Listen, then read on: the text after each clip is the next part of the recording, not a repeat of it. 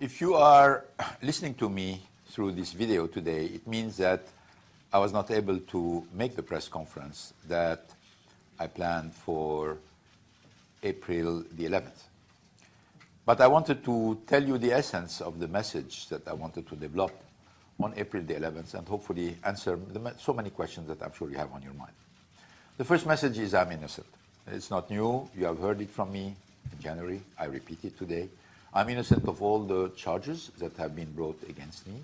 And I'm also innocent of all the accusation that came around these charges that are all biased, taken out of context, twisted in a way to paint a personage of greed and a personage of dictatorship.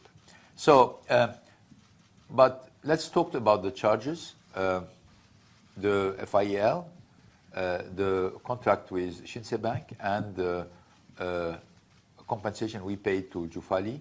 I remain on the same position. I spent 108 days in prison because I've been always consistent with this position that I was innocent of all the charges.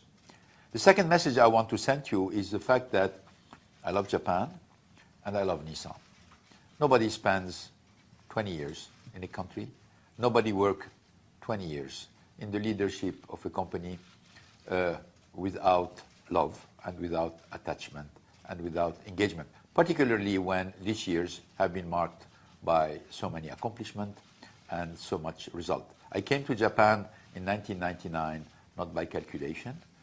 I came to Japan in 1999 because I was fascinated with the country and I was fascinated by the challenge of reviving Nissan. And you know very well that I committed since the beginning all my career to the success of the Nissan revival plan. And thanks to the hard work of the hundreds of thousands people working in Nissan, and particularly the Japanese people working in Nissan, we have been successful.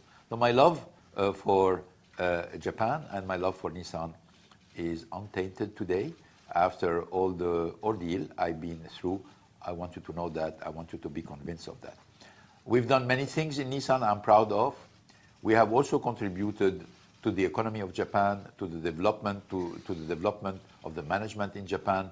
All of these things will remain as great memories and great achievement that I'm sure after all the last months, in a certain way, people will look at them with more fairness and more objectivity. The third point I want to tell you that this is a conspiracy. This is not about specific events.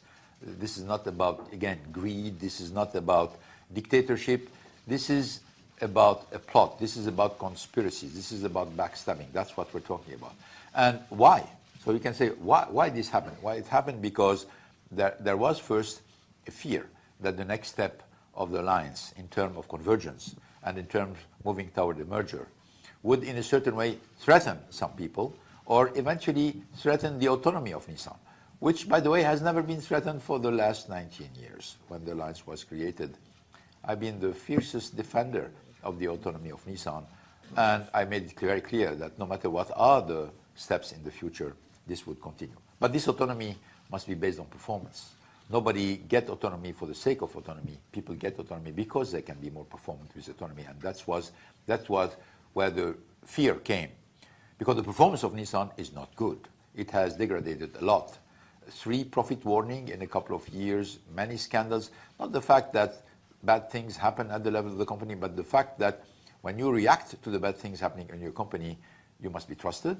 And in this case, in many cases, it could not be trusted because the company said problems were fixed where they were not fixed. This is where we had a problem with the actual management of the company. So these people are known. That means we're not talking about, I have a lot of respect for Nissan employees. I'm talking here about a few executives who obviously for their own interest and for their own selfish fears are creating a lot of value destruction. Names, you know them. We're talking about people who really played a very dirty game into what's happening. But hopefully the truth will happen and the facts will happen. But at the end of the day, during all this period, I suffered not only because of my case, But who was taking care of Nissan? Who was taking care of the brand? Who was defending corporate value? Who was defending the shareholder interest?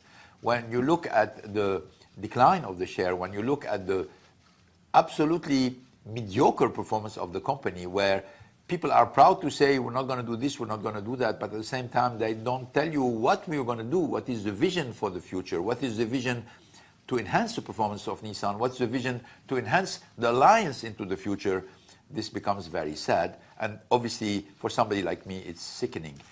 For somebody who has dedicated 19, 20 years to do the contrary, which is create the corporate value, enhance the brand, seeing the laxism and the lack of attention is really very difficult to take. I'm worried. I'm worried because obviously the performance of Nissan is declining, but also I'm worried because I don't think that there is any vision for the alliance being built. Frankly, sitting down there around the table, being consensual about decision, this is not a vision for something in an industry which is as competitive as the car industry. You need to show the future. You need to just make sure about what is our role into the future.